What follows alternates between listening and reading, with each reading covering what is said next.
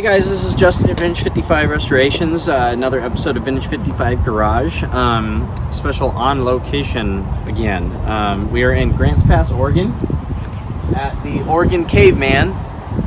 That's his butt. I'm not going to walk the other side, because it's not about the caveman, it's about the camper. We got a Caveman Camper, slide-in truck camper. These were actually made here in Grants Pass, Oregon. And the Caveman came from that caveman, which came from a bunch of middle-aged guys pretending to be cavemen. So back in the 50s, I think, they made a caveman club, just like the Elks or the Moose Lodge or Grand Poobahs or whatever. And they their booster club was the Caveman. And so that kind of became a thing around Grants Pass. Cavemen are on everything. I can see a caveman towing, a caveman RV. Everything's caveman. So anyway, when they started making campers here, of course they had to be cavemen. You can see the logo. Obviously a caveman. They actually started using those logos on tourism as well. So these came in 8-foot, 9-foot, and 10-foot models.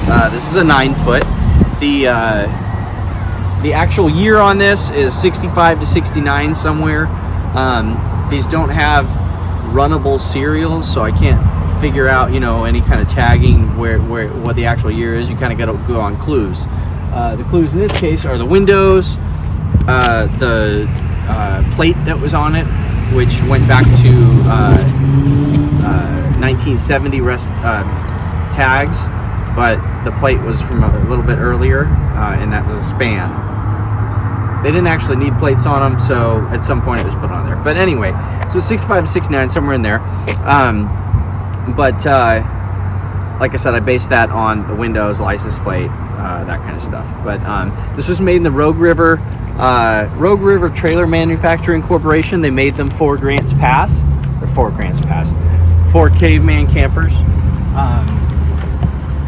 The company that owned Caveman actually made Bell trailers as well, and Caveman actually branched out into trailers a little bit early 70s for a couple years, but they were mostly known for their truck campers and RV conversions. So you could get the same, the truck, but without the bed, and it'd be built onto it.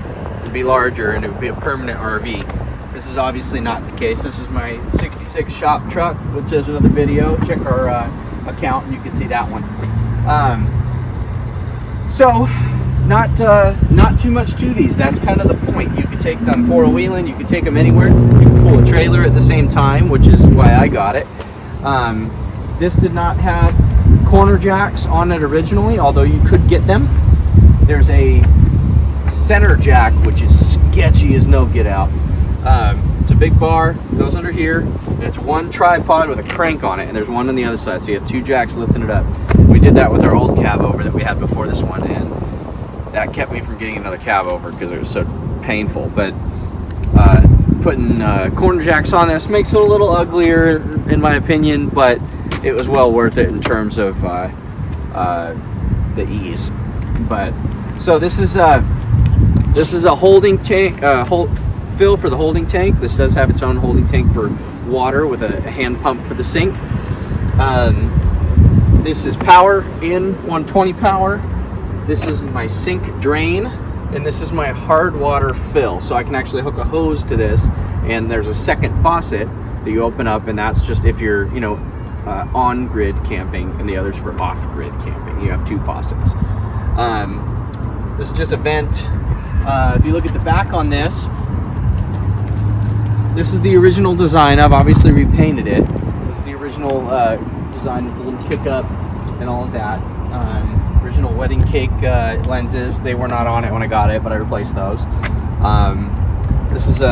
This connects to the holding tank, so you have water outside if you want it. It's got these cool little cove little winglets coming off of it. Porch light, and then held down by 4 turnbuckles, and that's it. This whole upstairs part is just a big sleeper bed, and Got the same little arrows that it originally had, the same design.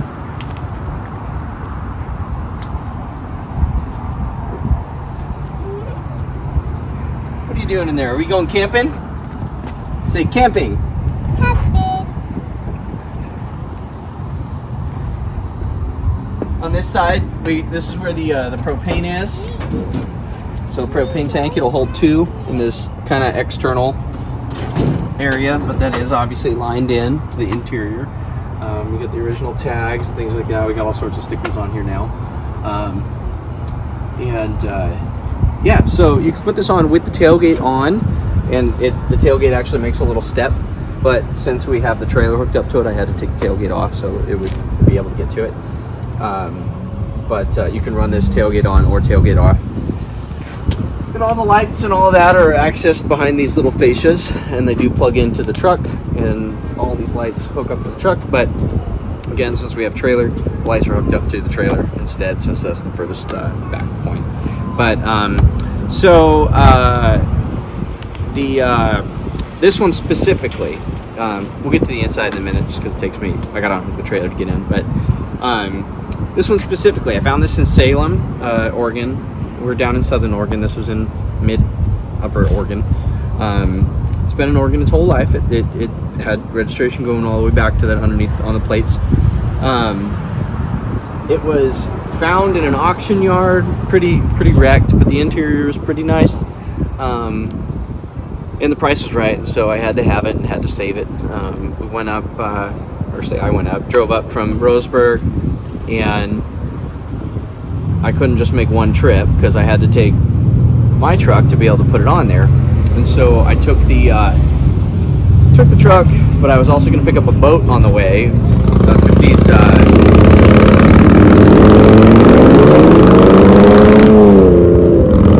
actually got a bike video coming soon, so be looking for that. But a Hydro Swift boat from the 50s, which we'll be doing a video on that soon as well. Plug. So I picked up the boat, picked this up, got everything. But the problem was 2 of these jacks didn't work when I went to pick it up. The front 2 did, the back 2 didn't. So I had to unhook the boat, get the truck in, jack the front 2, had somebody bring a tractor over, lift the rear. But then for some reason, my cab is a little higher than apparently this was made for, which is weird because this is a F-250. In the years that it was created, this should have been exactly what it went on. So I think something might be bent, but so it was touching the top of my cab, so I had to put a spacer in underneath, put a 2x4 underneath it to kick it up so that it wasn't sitting on the cab. This is all with a forklift, and this old guy who didn't want to use the tractor even though he volunteered to use it. Anyway, it took 2 hours to get the stupid thing onto the truck. Smashed the top of my cab a little bit doing it. It was fine. And anyway, got it all back together, but then I had to find a set of jacks, do all this stuff before I get it back off because I don't got a forklift at the shop. So to get it off, I needed to finish all the jacks and everything. But so the thing was hanging back here when it was on the truck. It was a foot back from the cab, kicked up in the front under a 2x4. The boat was underneath. I had to actually cut a piece off the hitch of the boat hitch because the tailgate was on. So to get it on, it needed to be open, but I couldn't lift it over the hitch with it open. But I couldn't hitch it if it was down. So I had to cut the top of that off, put it on, hitch it down, lock it up, wire up lights, strap the camper down with tie downs over the top, a bunch of them. That was a monstrosity going down the road, but we got it home, refinished it. And now we're heading to Trailer Fest down in Central California for a fun weekend of camping, our inaugural trip, and should be fun. So let's take a look at the inside. So we're inside here now, about like a week later because we're back from camping and I got it cleaned out. But the Caveman Camper, obviously it's not big, but the whole thing's being carried on a truck, so you can't ask much more of it. This setup, actually though, we just used it for 10 days, 1,100 miles, and 3 different states, and it worked great for me and my wife and my daughter. So This dinette turns into a second bed. This whole thing drops down, and then the two side cushions take the space of the table. And I always like to use the tables as a chance to accessorize. I got an interstate map of Oregon from 1966. I got some old brochures, some pictures of my my family back when they used to use a camper and stuff to go camping back in the 60s. I like to add stuff like that where I can, where it keeps it kind of original looking. The 120 lights, it's just 2 lights and a outlet, and that's it for power.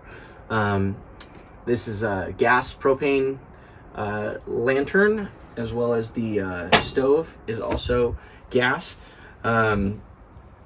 And as far as system goes, that's it for like powered stuff other than water. The water has 2 hookups. One is a hard line. So this one, actually, you hook it up to a hose on the exterior of it, and then you just have straight water through that. This one is a tank that's hidden underneath the front step, and it's on a diaphragm pump, and that all just drains outside. Obviously, lots of cabinetry, and they all have the nice little, you know, hooks on them so that they stay open, since it is a camper, and they stay closed when it's in movement. It's got this awesome Formica that I've never seen before. It's got like leaves on it, different colored leaves, yellow and brown and orange and turquoise, which gives me a lot of colors to mess with in here. It's got the original flooring, which isn't great shape, but it's pretty good. I'm not going to redo it because it's original. It's got this cool little cobblestone. There's more storage underneath all of these areas, underneath the tables, and there's a couple ones underneath the seats as well. Obviously, you've got your main closet, a couple doors. You have more storage up here. This is what we use for the pantry. This is the ice box, not a refrigerator. So what you do is you put your ice blocks on this tray. It goes down that hole through a hose, and then it actually just drips onto the ground beside the camper. And 2 ice blocks in there will last 2 days. So I actually really like having an ice box rather than a fridge. I usually switch them out on trailers just because we go off-grid camping a little bit more than on. This is the section where the tank is that I was telling you about, but it's also got a nice spot for us to stash our chairs. Then obviously that goes through to the cab. Ellie's in there, oblivious to the world apparently. And then the main bed up here, it's not a queen, but it's not a full either. It's somewhere in between. And it's got a great size and a great layout. It's got a little shelf up here, shelf over here. These are all 12-volt lights, so you can control them if you're just like on the side of the road and want to use your battery, which obviously you can't do that for too long. But it's a great little camper, and it's super easy to use. And then the wood in here, this is all original. All the cabinets are original. I had to replace a couple panels up here.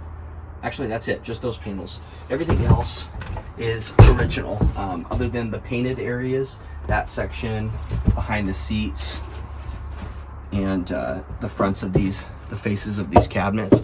Those I painted in that turquoise that matches all the appliances, because that wood was pretty far gone, but it was just water stained from leaking. But rather than refinish that, I thought it would be neat to have an accent color that matched everything else, so I just went ahead and did that. Yeah, great little camper. We just got back from living in it for a week and a half, and couldn't be happier. Anyways, so this has been another episode of V55 Garage, and I will see you soon.